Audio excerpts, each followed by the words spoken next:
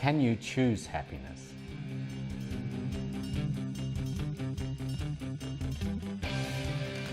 When I was 25, I didn't have a very good attitude. I was a complainer. But I had this neighbour, Caroline, who was always happy. If it was raining, she was happy. If she was stuck in traffic, she was happy. She used to drive around in this little minivan with her dog, Jennifer. And here's the thing about Caroline. Her life wasn't perfect. Her house was falling apart. Her little car was falling apart. Her second marriage had just fallen apart.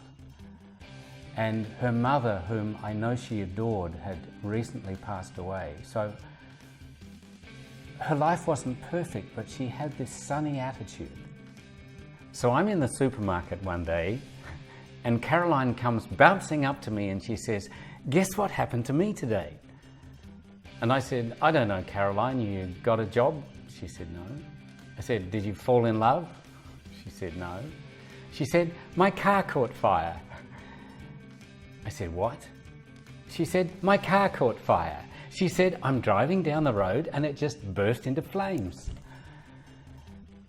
Now, who gets excited when their car catches fire?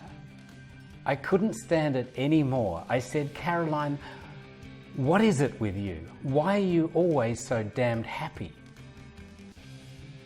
And she said, "Because I got sick of being miserable."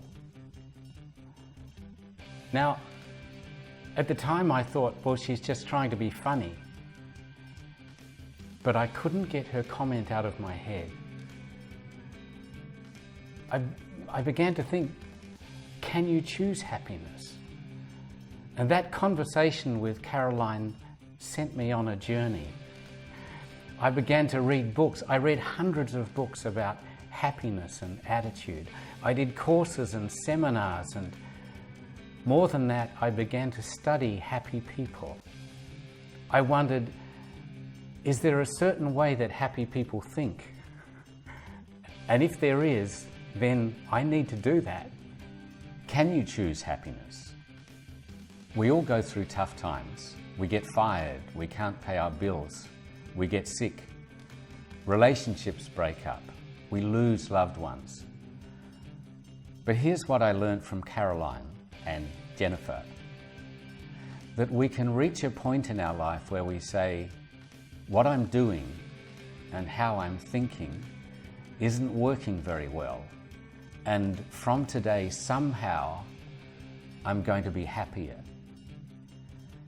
And that decision to be happier leads to a series of smaller choices where, for example, we wake up every day with the intention to be happy. We start to complain less.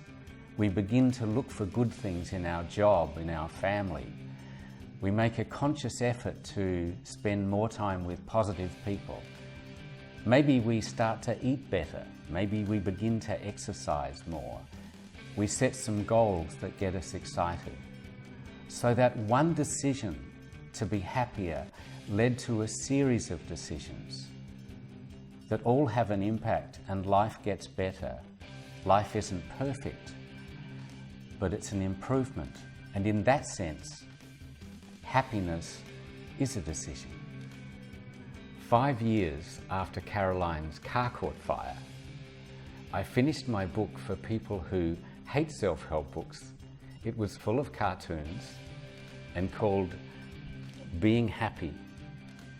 And it's been an extraordinary journey. It's now in 43 languages.